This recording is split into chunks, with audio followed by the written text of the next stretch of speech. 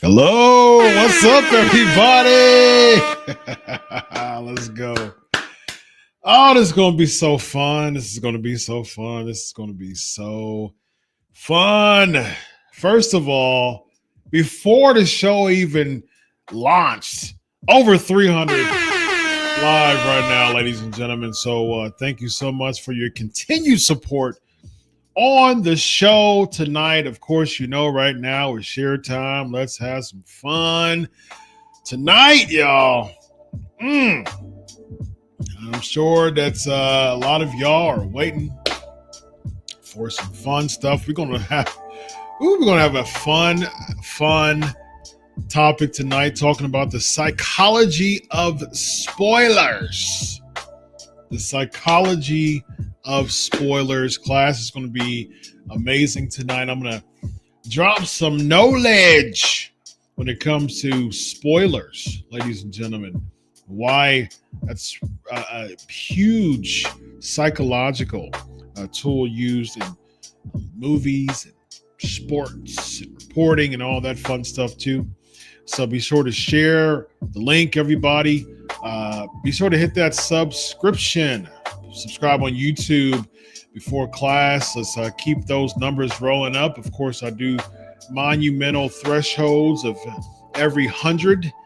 And there it is, ladies and gentlemen. We are over 400 live right now. A little bit over 6 minutes into the show, and thank you so much for your continued support, man. I cannot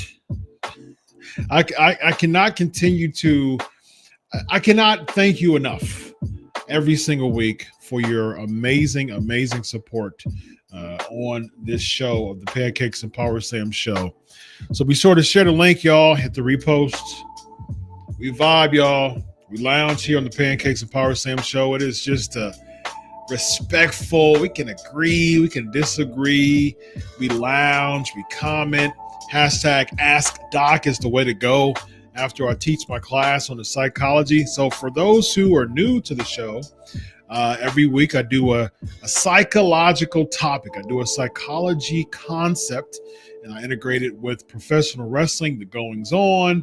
I break things down from a psychological perspective because that's what I have a PhD in. I'm a psychology doctor.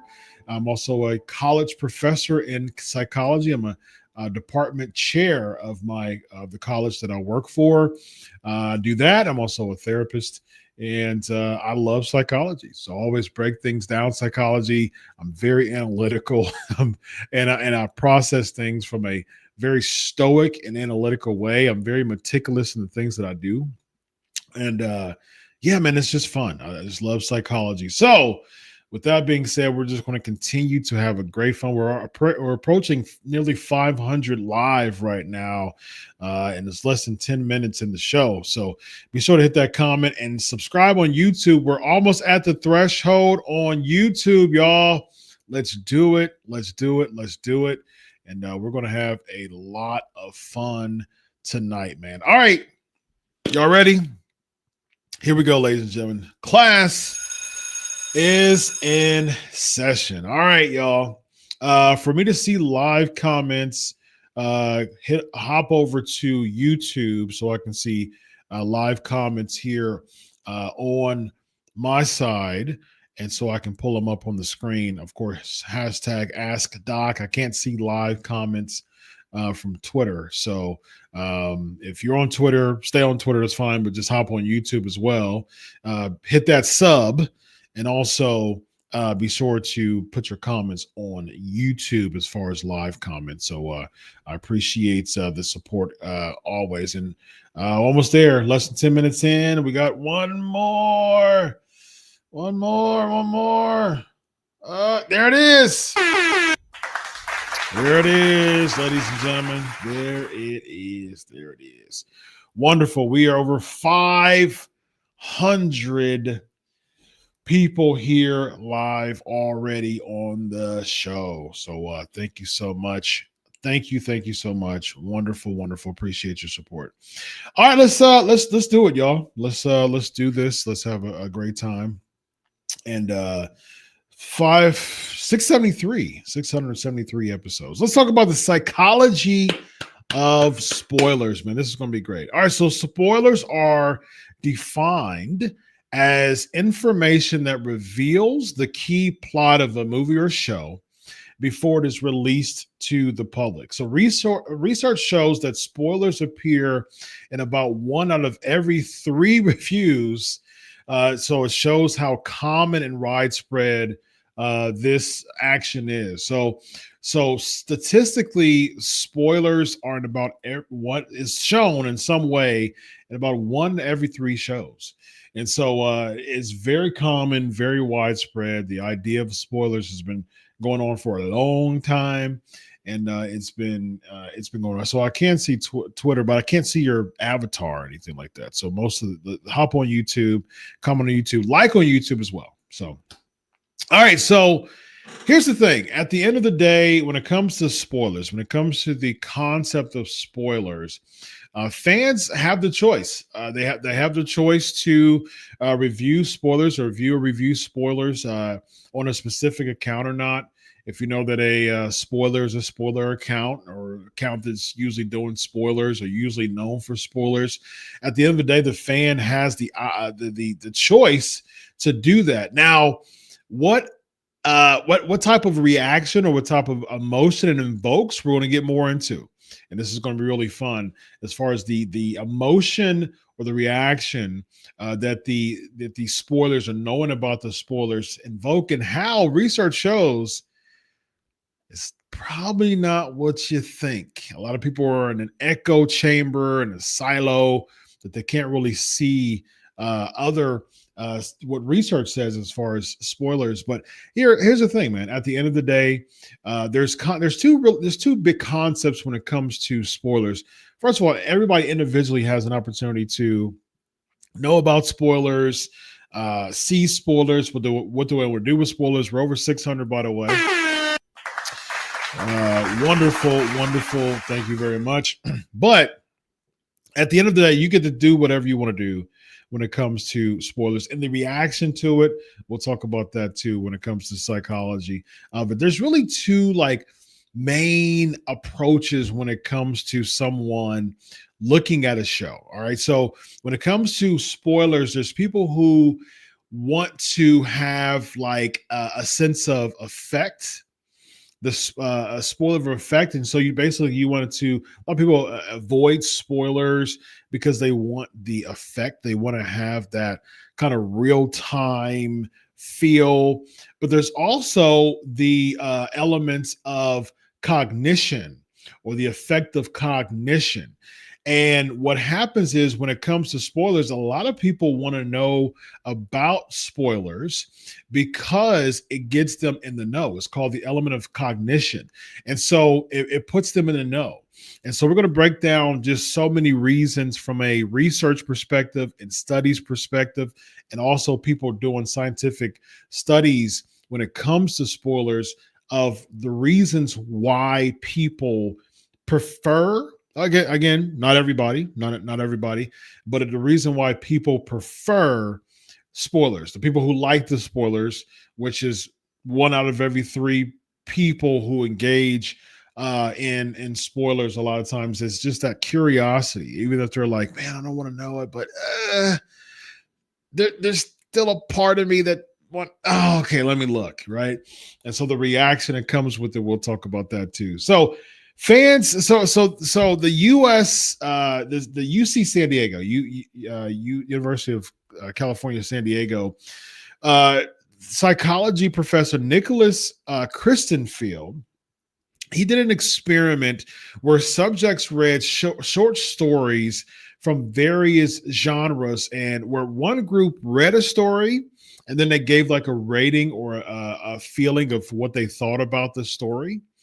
And then they had another group of people who actually knew the they knew the spoiled version of the story beforehand. So studies show that just across the board, the average was the group of people who knew the spoiler before the story, before the conclusion of the story, they actually enjoyed the story more than people who just read the story and just saw the outcome or experienced the outcome at the end of the story, and they just read the full story.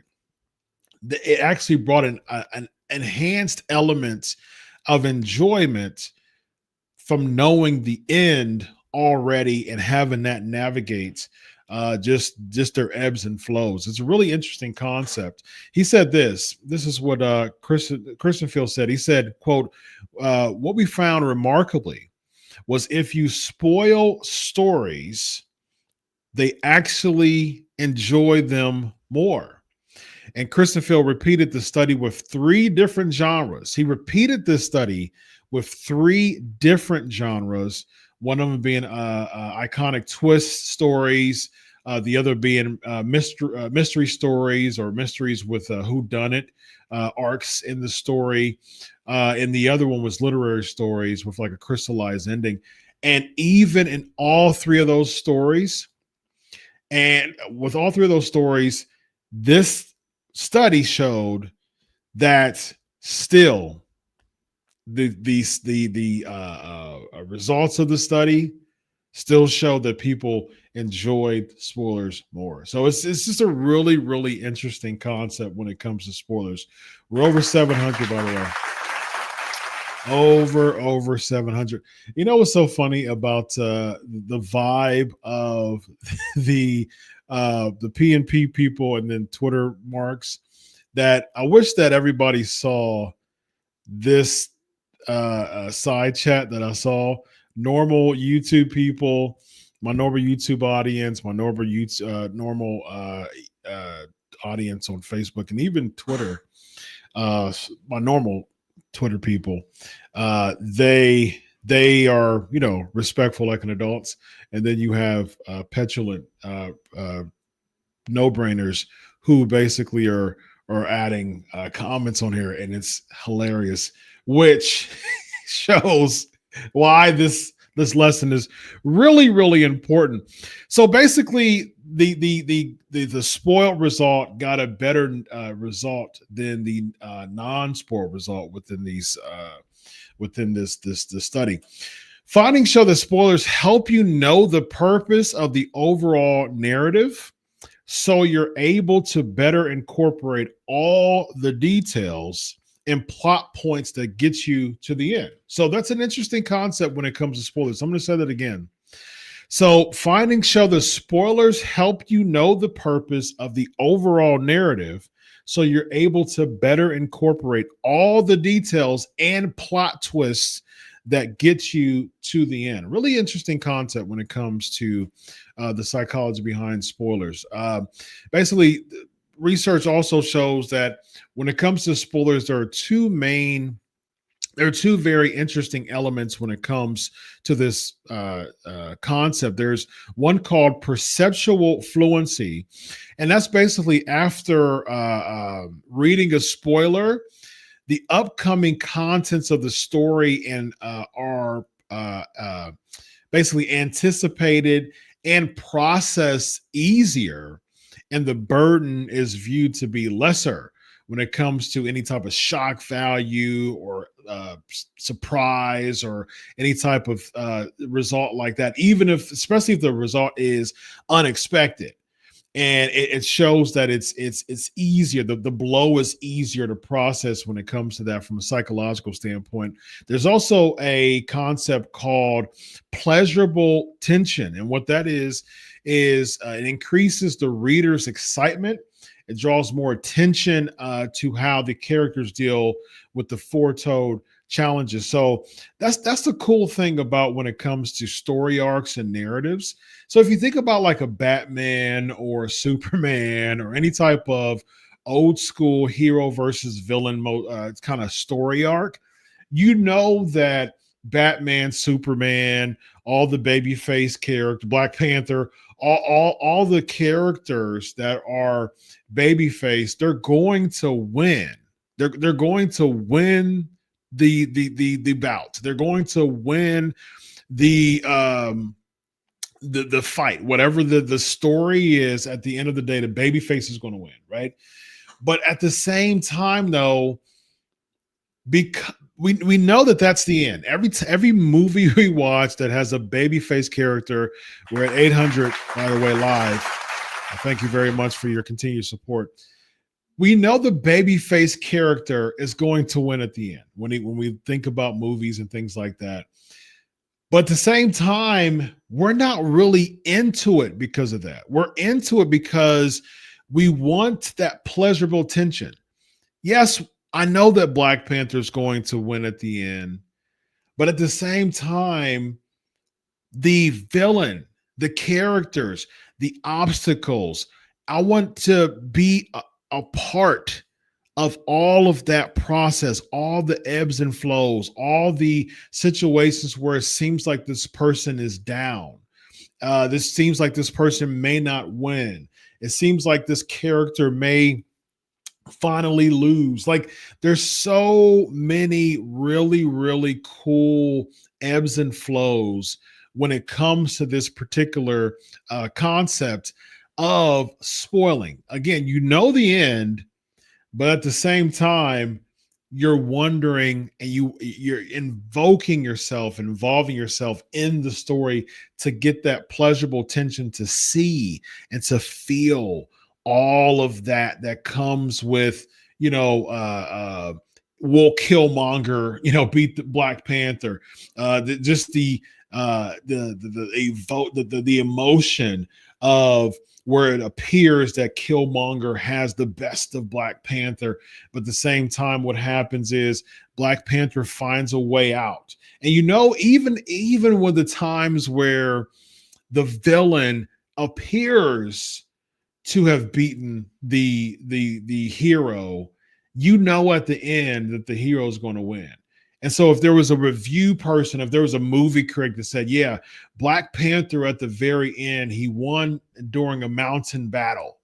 There's some people it's like, oh man, I don't want another mountain battle. And that's fine.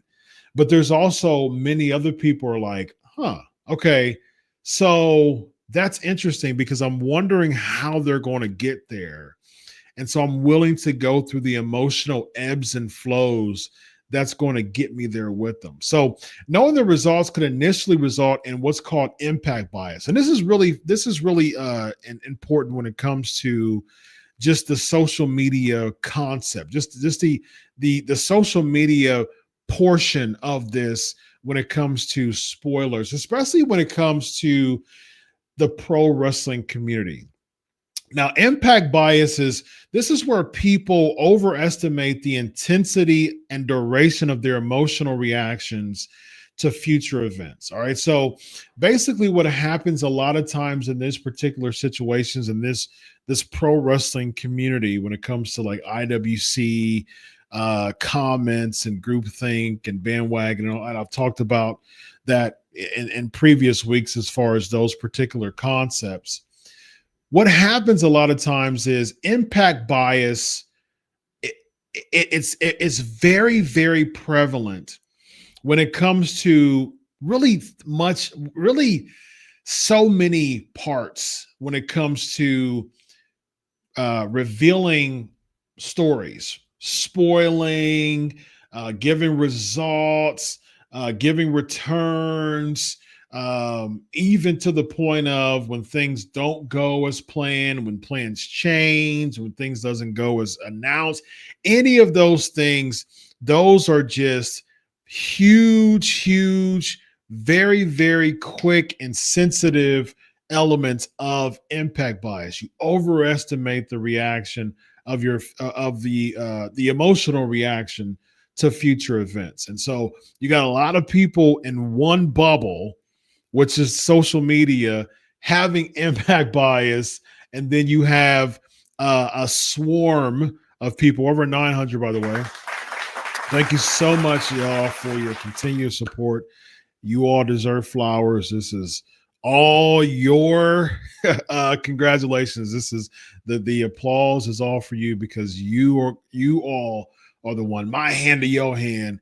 You are the one supporting the show like you do every single week. So thank you so much for that. We're almost at 1,000, y'all. Less than 25 minutes in, less than 1,000 lives. So thank you so much.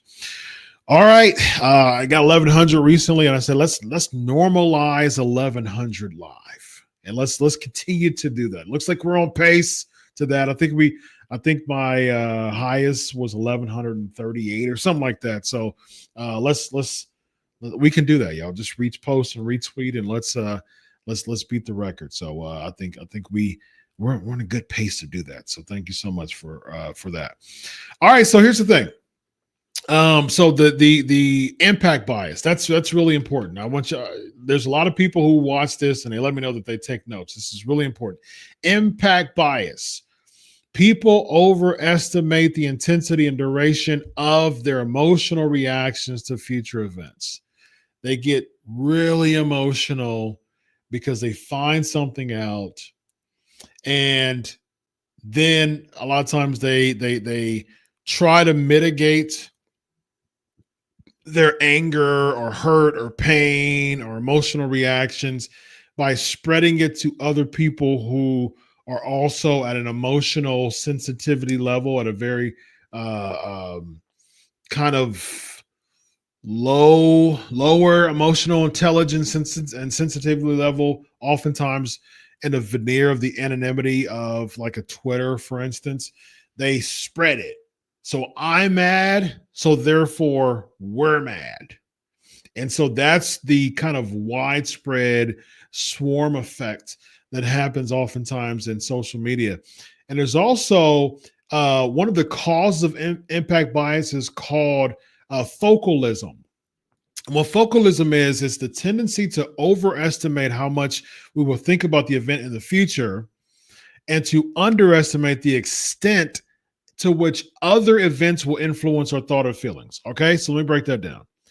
So basically, a lot of times what happens is people become so much prisoners of the moment. All right, so they see something, they don't agree with it. This is particularly when it comes to like a pro wrestling community and their reactions as a result. So they see something, they don't like it. They see a spoiler, for instance, and what happens is they overestimate. Studies show from a psychological perspective that people oftentimes they overestimate how this particular situation is going to impact them in the future. All right, so they get like a big old whirlwind, tailspin. Everything's going wrong because I found out this information. Oh my gosh, Dr. Chris is Featherstone's the worst. He's the scum of the earth. And so that's the type of overestimation when it comes to these particular, and it's like this particular situation has so much impact when it comes to focalism. It has so much impact on the emotional just status and the emotional impact on someone that they overestimate it, and they underestimate the things that are causing them to get so emotional. So basically, if someone has job issues or family issues or just an overall dissatisfaction of life, for instance, they don't consider those elements. They basically say, okay, I feel this way because I found out the spoiler, I found out the end of the Elimination Chamber. All right. Because if you really parse this thing out, there really should not be a single adult that gets so butthurt over knowing the outcome of anything. I mean, like, you can absolutely disagree and you can actually be upset and like, man, I didn't want to know that, man. Why do you do that? That's fine. I mean, there's nothing wrong with that. That's a very stable way to react. But to, hate, message and derogatory, and that is focalism to its core.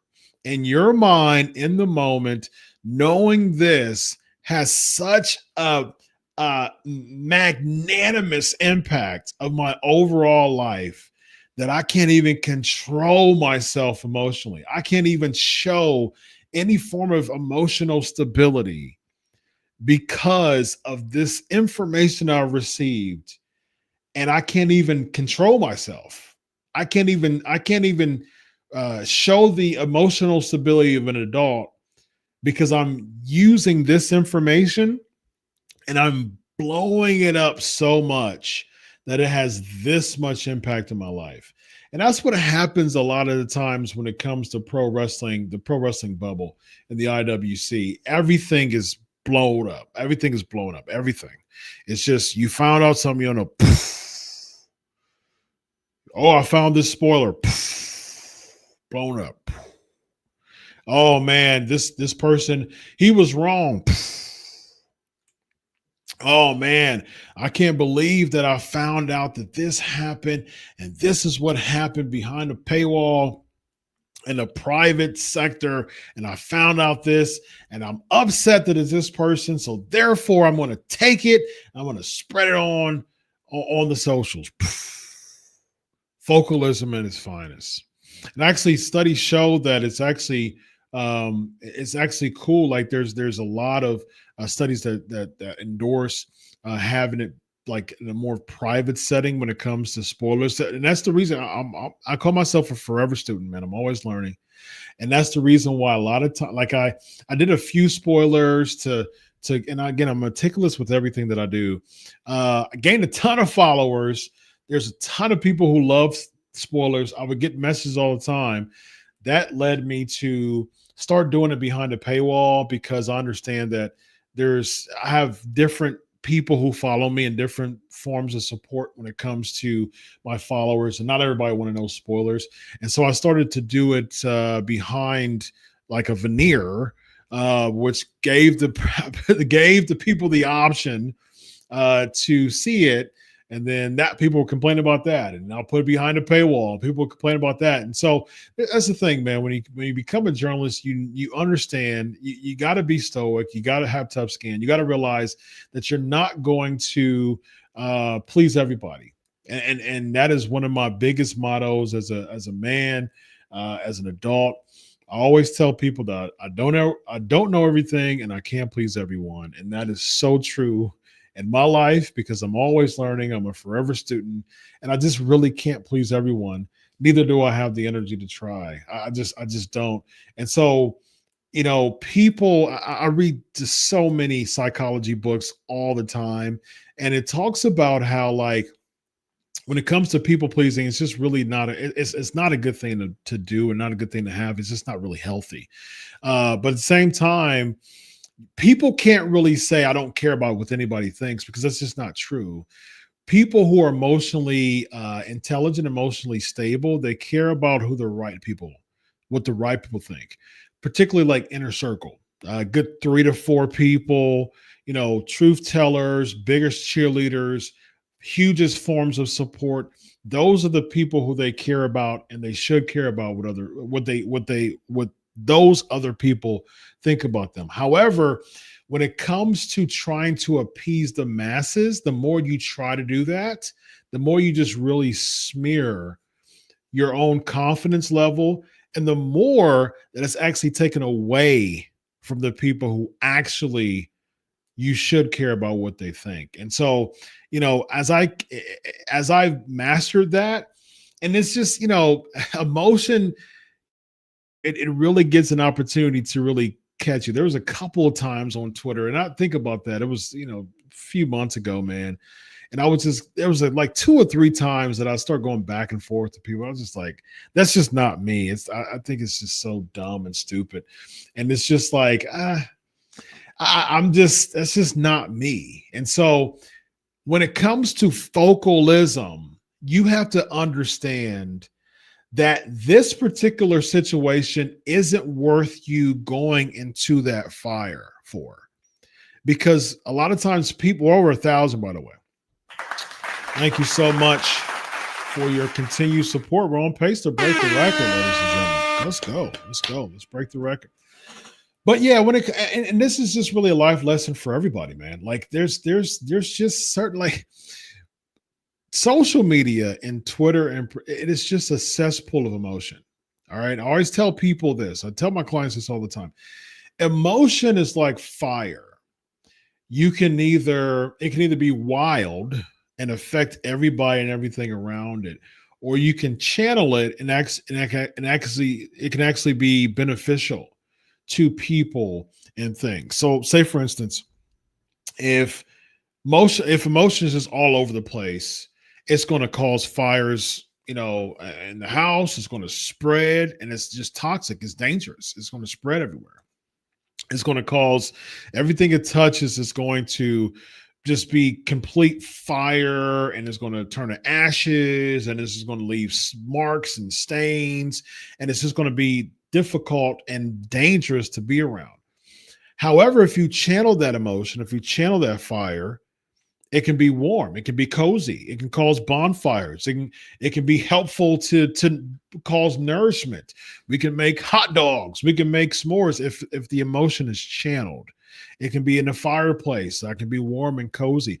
That's the reason why people, just in general, specifically adults, need to do a much better job controlling their emotions. And unfortunately, when it comes to impact bias and focalism, people who don't really do the self work to really work on their emotions that way, you see it on the socials. The social media, specifically Twitter, it is a case study of the emotional stability levels of adults. It is an absolute case study. And there's times when I have time, I'll just look at comments. I don't reply. I don't reply to them because there's no need to.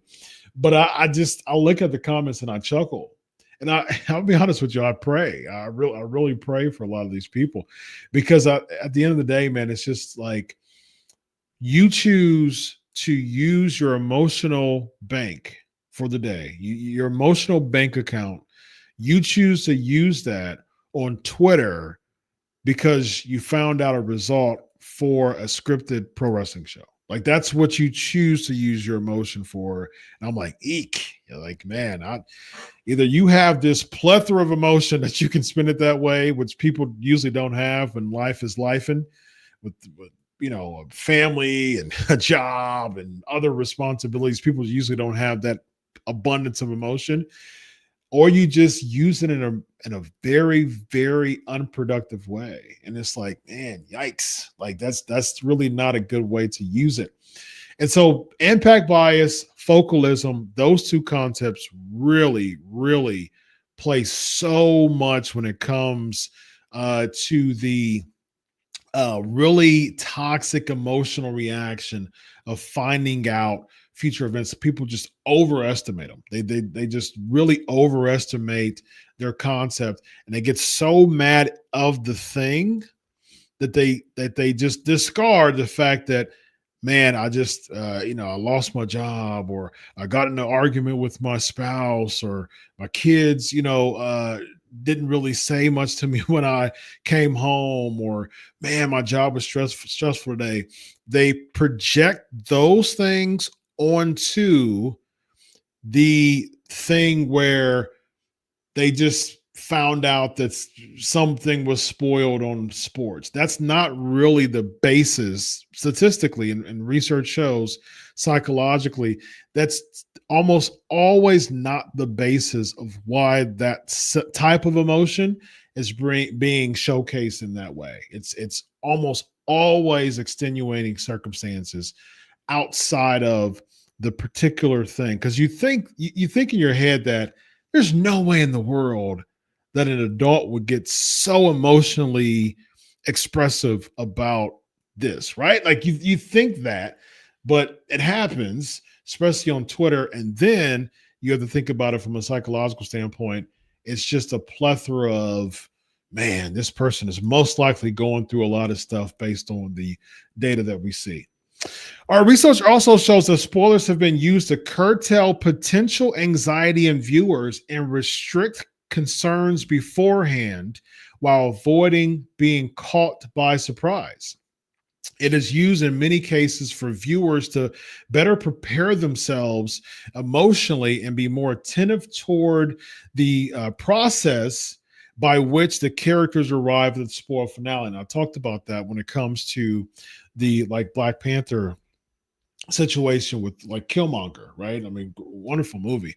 And so basically, you knew that Black Panther was going to win, like I said, but at the same time, Killmonger was such a wonderful villain that he gave you doubts. And that's the thing when it comes to spoilers. Like, what happens, even when people get spoilers, they still, studies show that they still have feelings such as shock, such as denial, such as disbelief. But here's the cool thing about why people want spoilers. They still have those feelings, but what happens is they have them preemptively. They have them preemptively before everybody else. And so what happens a lot of times when people want the spoilers, and trust me, I get dozens of messages I get dozens of direct messages wanting spoilers all the time. I get direct messages all the time. I respect.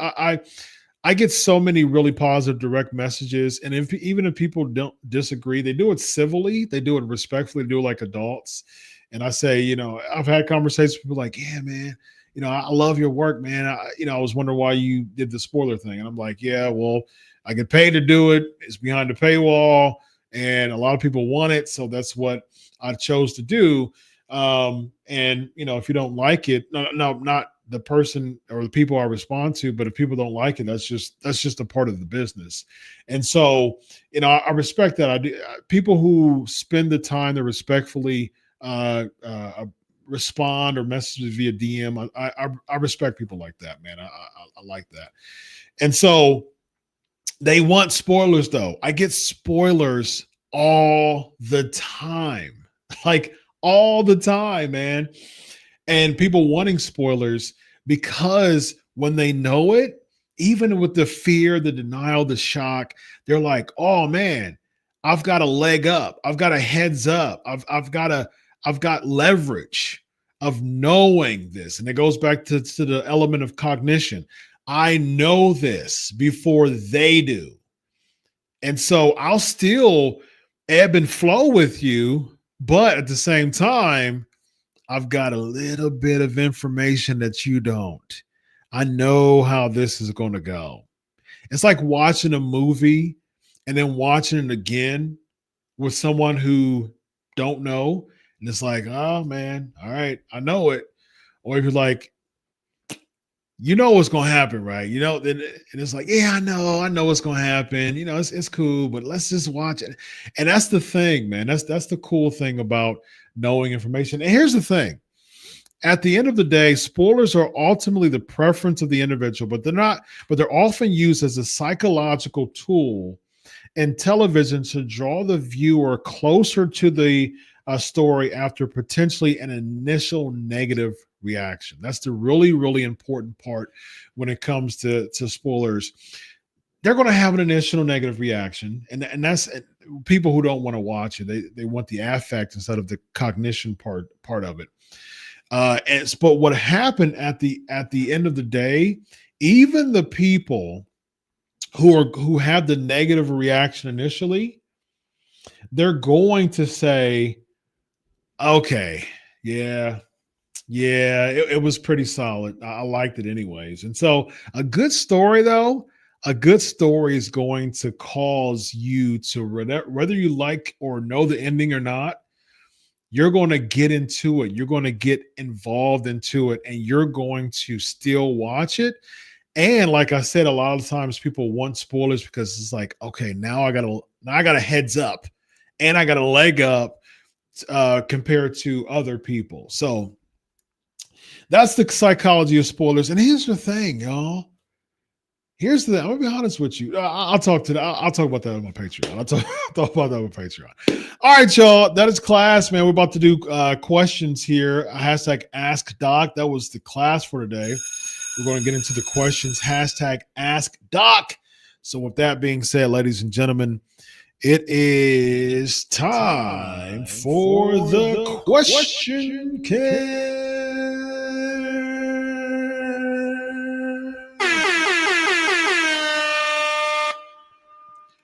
Yeah. Speaking of question cam, y'all, the record has been broken. 1,160 people, 62 people currently on the show, 63, wanting to know the psychology behind spoilers, ladies and gentlemen. You have broke the record. You have broken the record tonight. Ladies and gentlemen, thank you so much for your continued support. The record has been broken. Over 1,160 people live right now, 45 minutes in. So y'all are awesome. Y'all deserve one more air horn.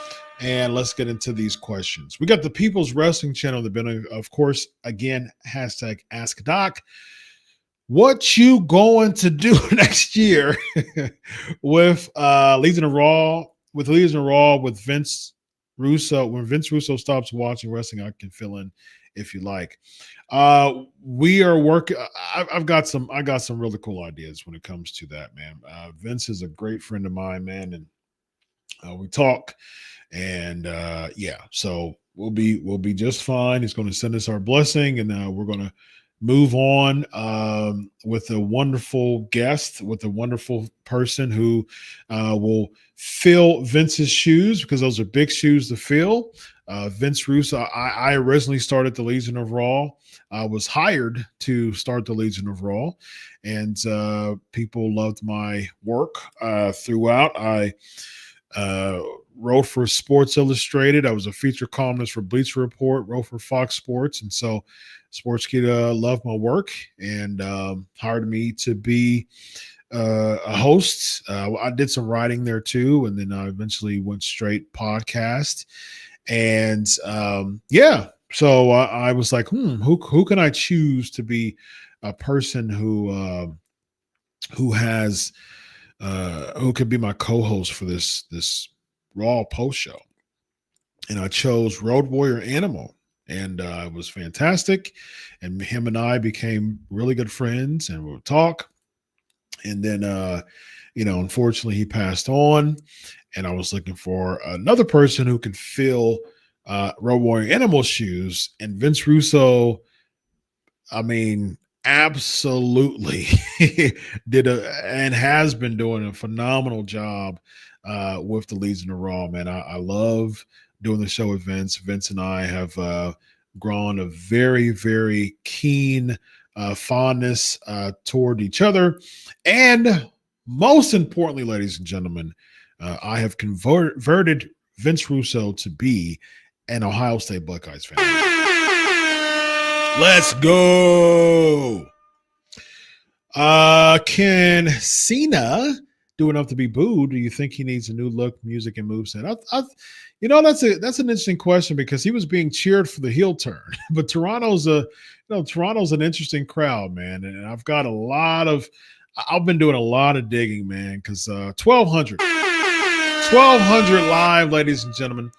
I've been doing a lot of digging on the past few days, man, because I hate not reporting something accurate. And the reason why is because I'm a very, very stoic person, but I get really, sometimes to a fault, man, I get really, really just strong. I feel very strong about satisfactory job performance. I'm such a business guy.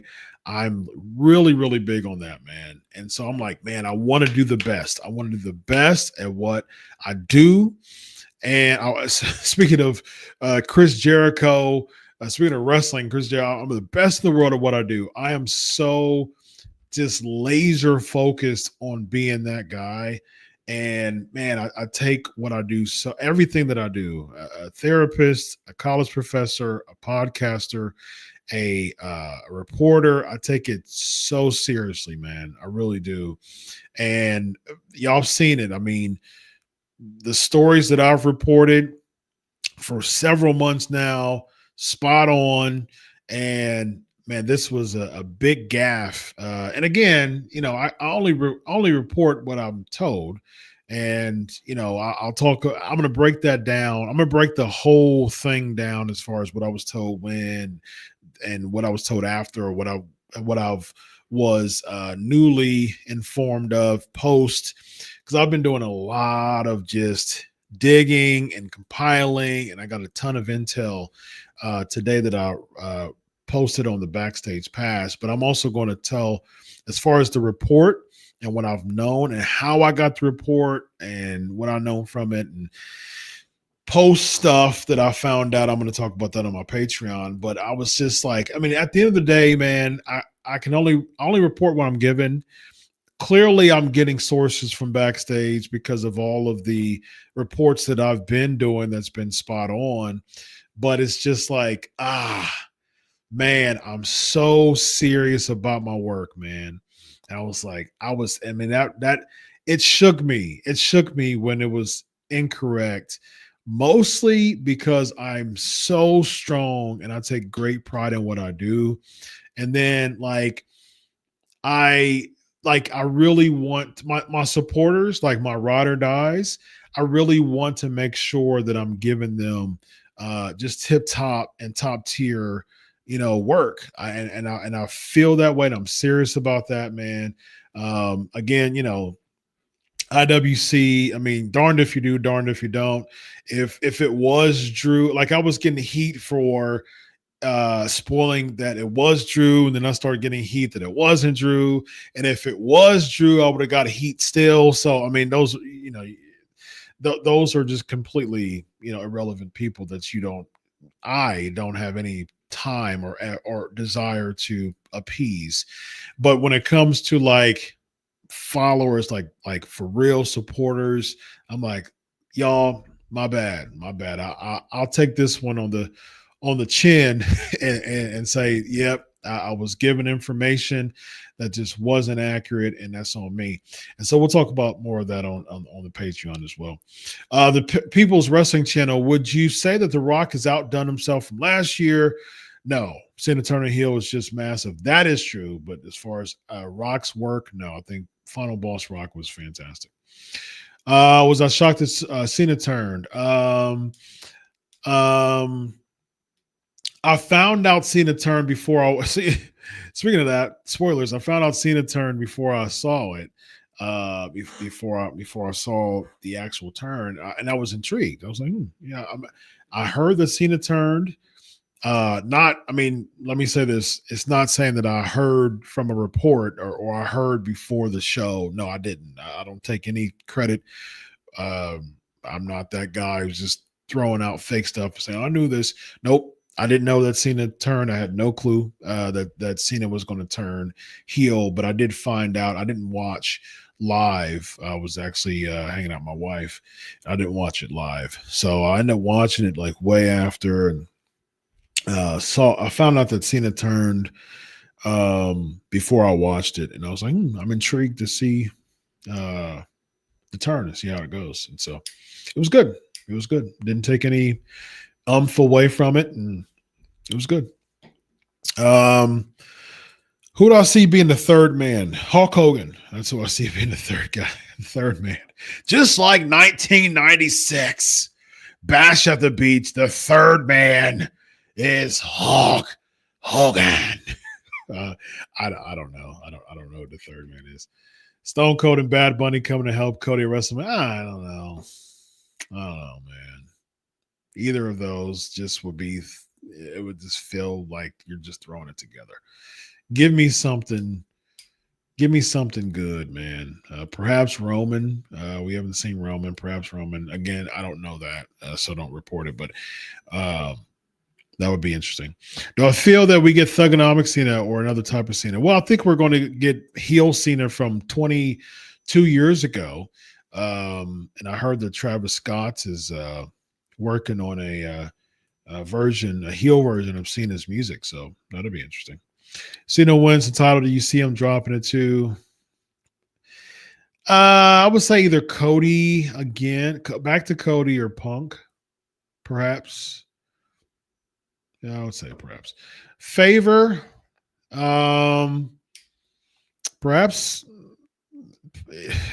See, this would be interesting. You can go two ways with this. Either Cody beats Cena. What's I said this, man. There's a part of me that feels as if Cena is going to, because this full-time thing has been a flop so far, because he's appeared on WWE television, if I'm not mistaken, 3 times this entire year, and we're in March. So it was Netflix, right? Royal Rumble and Elimination Chamber. Maybe I'm missing one, but from what I recall, he's been on WWE television the entire year. We're reaching the closure of a quarter of the year so far. And John Cena has been there 3 times. So this full-time stuff is not being as advertised. And so, he was in Budapest, Now he's in Africa shooting stuff. He's Hollywood, man. Cena is Hollywood. So it wouldn't surprise me if they are doing all this and pumping all of it up to make Cody have another, odds deck stacked against him. People pulling for Cody. He has a foe that seems like he can't get by. Cody's going to beat John Cena. John Cena is going to go on the wayside and go back to Hollywood for a little while.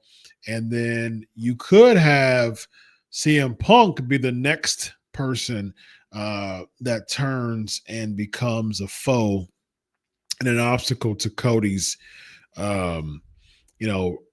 So he's doing the anti-Roman run. He's doing the old school Hogan run where he gets all the foes that seems like it's insurmountable. He's getting the insurmountable foes, and he's able to, with all of his power and strength, be able to surpass successfully the insurmountable foes.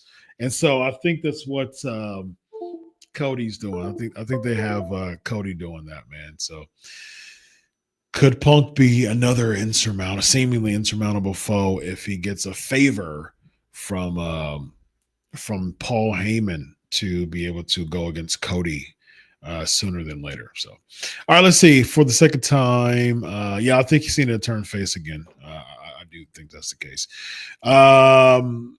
James, a lot of people are saying that John heel turn reminds them of when Hogan turned on the NWO, which I agree, but it also reminded me of when Austin sold Vince at Mania 17. I wasn't the biggest fan of the Austin turn. To me, it felt a little contrived. Yeah, like it was just like, huh? Like, why is Vince coming down? Why is he just hitting The Rock with multiple chair shots? Why are they shaking hands? Like he's, huh? And it's just, yeah, I mean, he was funny as a heel, especially when he was basically eviscerating at the daggone alliance. I mean, you want to talk about absolutely skinning them alive. He did that with the alliance, and I thought it was hilarious. The times where him and Angle were trying to jockey for McMahon's favor, I think that was hilarious too. When they were singing with banjos and stuff like that, was funny.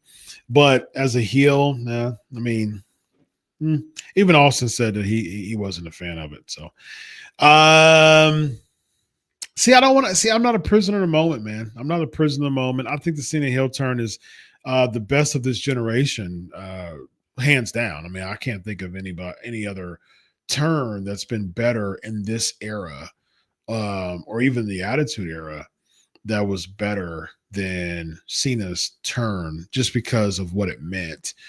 But I mean, personally, I think that Hogan turning on Marty Jannetty is up there. I mean, it could be argued with the Cena turn. I think Hogan is still, to me, I still think the Hogan turn's a clear cut number one. I don't think it's even close, to be honest with you. I think that I don't want to be caught in recency bias. I don't want to be a prisoner of the moment. This was a fantastic turn, but greatest of all time, no. Could that have been the case if this was probably about 8 years ago? Perhaps. But, we've been seeing Hollywood Cena for some years, for several years now. At least 5 we've seen Hollywood Cena. So I'll say, and I mentioned this on one of my shows, let's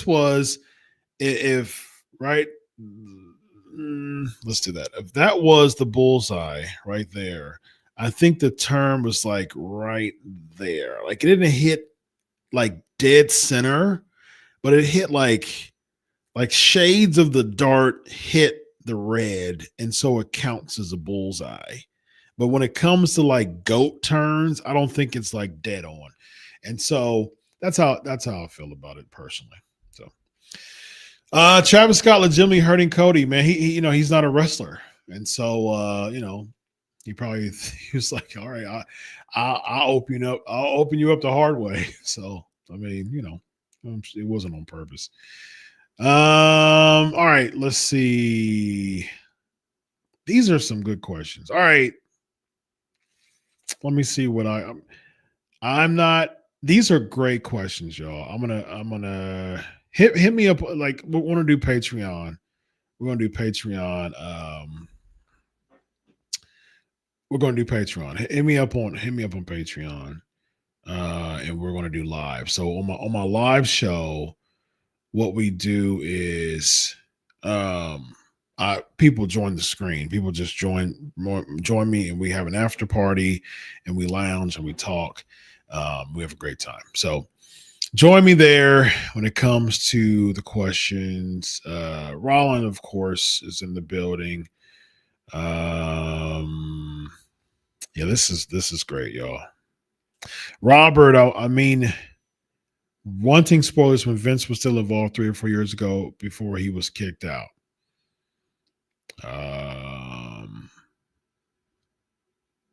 Okay, here we go. Only time legitimately I wanted to know spoilers is when Vince McMahon was still in power, WWE booking atrocious, so I didn't waste 2 or 3 hours of my life and wouldn't get back. I mean, that's fair. Everybody has their reason why they want or don't want spoilers. Neither way is the right. I mean, neither is a wrong answer. You come on, y'all. I mean, it's just like, come on, like this is pro wrestling. This is scripted television. You either want to know the results because again, the element of cognition, or you want the element of effects. You want to feel it all throughout the entire, and neither of those options are wrong. Neither of them. If you don't want spoilers, you're not a bad person for not wanting spoilers. If you want spoilers, you're not a bad person for wanting spoilers. If there's a source that can give you spoilers, especially people who really crave spoilers and want to be in the know, like I just broke down for class, that's fine too. I mean, like, and that's the cool part, man. But the problem oftentimes is in people being so affected by learning something or having spoiler. That's where impact bias comes in. That's where focalism comes in. So absolutely. Benjamin's in the building. What's up, my man? Current WWE is so great. Not just DC, but I love the Punk angle at the start of last night in Rhea EO match. Yeah, I'm glad. And it's great, man. That's fantastic. That's absolutely fantastic that you love the product. That is what it should. I can't share those sentiments, but I do think this is WrestleMania season, and I put over last year's WrestleMania season. I think it was cooking, and I think it's starting to cook now. I think it's too late to start, but I don't think it's too late to finish. And so I do think that we can finish strong in WrestleMania season. Ladies and gentlemen, we have passed 1,300 live, ladies and gentlemen. Continued support. Thank you very, very much. Y'all are normalizing 4 figures. And that's what I said. Let's normalize 4 figures. And y'all are not letting me down. Y'all doing a fantastic job. Y'all deserve flowers for supporting the show. Thank you so much. All right. Let's see, y'all. Let's see what else we got. We're about to hop out of here. And let's see, someone I haven't. Michael's in the building. NXT was preempted tonight here in New York till tomorrow night due to the president's speech. I felt the need to read the spoilers. And some people would have liked it. Some people would have crucified you, as they do on the socials, ladies and gentlemen. Let's go. All right. Christopher's in the building. What's up, my man? God bless you, doctor. Always enjoy your input on things every week when I get a chance to watch it. I appreciate it. Thank you, Chris. Eric's in the building. What's up, my man? Wonderful, wonderful, wonderful. Awesome. Yeah, man. Bryce, J Live, Viral, man. Just so many people in the building. Wonderful. Have I had any recent interactions with Bully Ray? No, I haven't. I don't desire to. I mean, again, man, impact bias. It sucked. That moment sucked. That moment, I felt disrespected. I feel like it was uncalled for, but man, I don't ever think about Bully Ray in my day to day life, man. I I am such a blessed individual. I make great money as a therapist, as a college professor. Uh, my wrestling money that I make, which is good, is at the least of the money that I make, and so I'm blessed. I don't need anything dealing with pro wrestling. Like I said before, I do this in honor and salute of my great grandma who passed a long time ago, but I grew up being a wrestling fan because she was a diehard wrestling fan, and I would sit in front of the on the floor with my brother, and we would watch the TV in front of us, and she would have a reclining chair behind us, and she would yell at the TV and throw her cane to the TV, and it was real to her. And I never stopped watching wrestling. And I'm a businessman, and I said, how can I make money from this? So about 15 years ago, it's lower 15 years ago now, I started to, like I said, how can I make money? So I started doing journalism.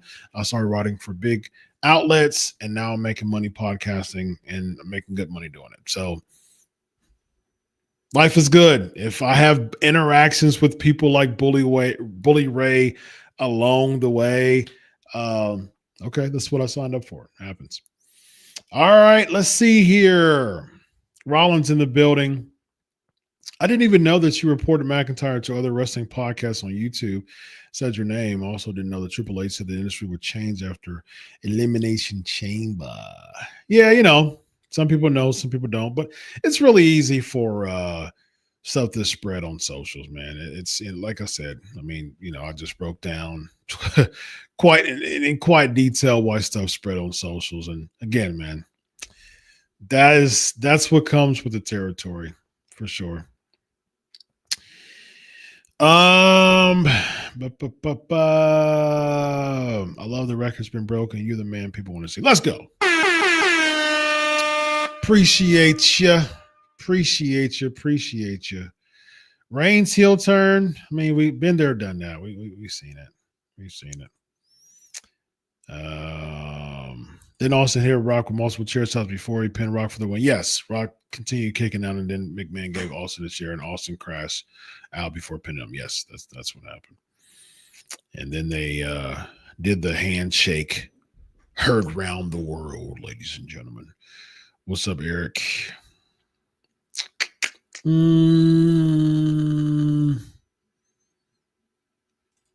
Yes, you believe Austin go, but no one surpassed Hogan's star. That's a balanced opinion. Greatest era, end of the greatest era. That's a good way to put it. It ended the Attitude Era. Hogan's heel turn has to be number one heel turn. It's a balanced way of thinking it. There you go. Happy Ash Wednesday to you, Elvis. This is great. Don't go looking for spoilers. I tend to avoid them, which is totally fine, but I really don't mind them. If I was a kid or teenager, then I wouldn't want spoilers. I hated spoilers when I was a kid or teen. Yep, you should. I mean, you're a kid or a teen and you want to know wrestling because pro wrestling is real to kids and teens, but evidently it's real to adults as well. So I was wondering if Rock got muscle for Cena. One name I thought was Rusev. What do you think of this? I don't think the name value is huge enough for that. Shout out to Sid.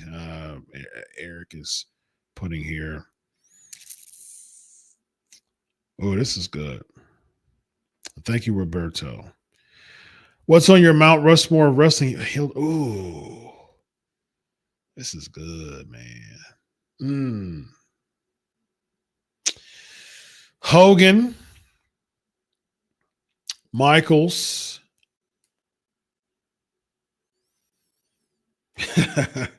See, personally, I would go Four Horsemen 1990 against Sting, but Four Horsemen's already a heel group. But Terry Funk on Ric Flair, I'll put that up there. After Wrestle War, when he was a judge and he turned on Flair, that to me, that's one of my most memorable heel turns. And I would say probably Oh,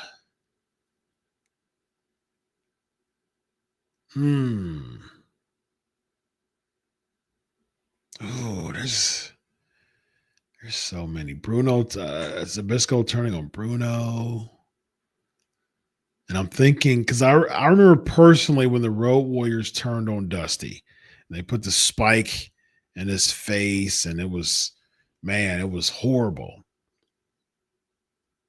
Andre turning on Hogan's another one. Okay, so Hogan NWO, Andre, Hogan, Michaels, Jannetty on Jannetty, and oh man, there's some good ones. Andre on Hogan. Yeah, that's a good question, man. It's a good question. All right. All right, here we go. Seals, what's up, man? Will WWE circle back around to the whole bloodline standing, holding titles? I hope not, man. Good gravy. Yikes.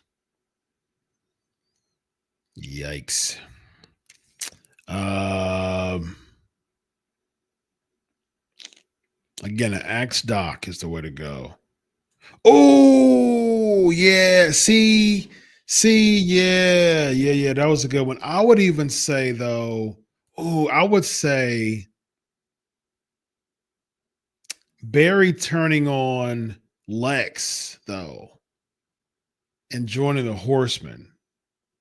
That's up there to me. Wyndham turning on Dusty was good, but yeah. I gotta, when Wyndham, Black Glove, Barry Wyndham turned on Lex, JJ Dillon saying, "I told you," when he's not open for the tag. Oh, come on, man. Let's go. I mean, we could go on and on with heel turns, man. Yeah, I'm old school when it comes to pro wrestling. All right. We got to roll. One of the two podcasts that mentioned, I have no idea who mentioned me about the Drew McIntyre report.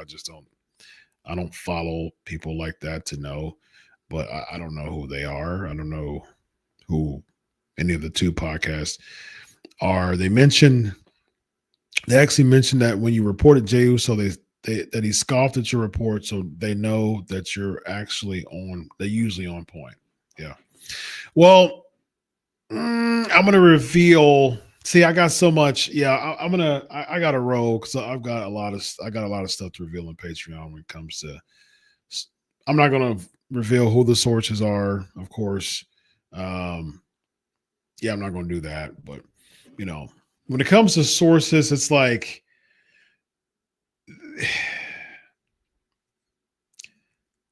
Let's say this. It takes a lot as a journalist to bite bullets when it comes to this stuff and sources, and so it's like I protect a lot of people when it comes to this industry and this business. That's to be continued when it comes to the Patreon, but I protect people that's the business when it comes to journalism. Protect people, but also be sure to protect yourself too. Let's just say that. All right, y'all. Yeah, this is awesome. Y'all. All right. Yeah, I'm about to hop on the Patreon. Wonderful. All right, y'all. Listen, man. Since we're at it, we're 15 away from 1,400 people live. So be sure to do that last minute. I just want to cross the threshold, man. So come on in. Let's do we already broke the record by over like 150 people. Actually 250. We actually broke the record by over 250 right now. We're almost at another threshold. Come on in. Be sure to repost, retweet, share the link. I really want to break this threshold, but I don't want to wait anymore. So I'm definitely not just going to wait for it, but we're almost there. Y'all, but it's all good. We're over 250 people past the record. We're almost at 1,400 right now. So, that's amazing. So I'm not going to wait though, because I started my work day 16 hours ago. So when I say I do it for you, I do it for you, y'all. This is I make sure, again, man, I'm a loyal person. When it comes to supporting my peoples who support me, I support my peoples who support me. And Eric and Roland and Ricky, Michael, like all those are people who are frequents, and they Robert's starting to become a frequent, and all these people are going to become frequents now too, hopefully.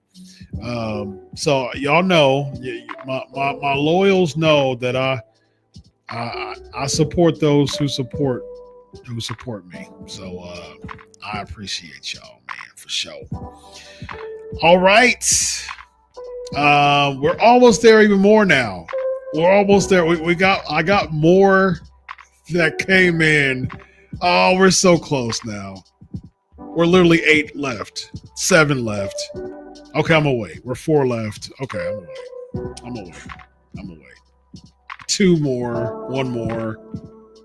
Come on. Let's go. Go on. One more. Come on, 14. Come on. There it is. 1,400 people live right now. It's good that I waited. What a night. Thank you so much. Y'all are amazing. Hop over the Patreon. We're going to be there for a little bit. Thank you so much for your support. Be sure to like, share, subscribe. Let people know about Pancakes and Powerslams Show. Listen, y'all, we do this every week, man. I do a psychology class every single week, and this is great, man. I'm going to give the Patreon my topic for next week too. It's going to be a really good topic as well. So thank you so much for all of your support. Subscribe on YouTube, y'all. Subscribe on YouTube. Until next week, enjoy your Ricky Wrestling. God bless. And always remember, I do it for you, y'all. God bless. Have a good night.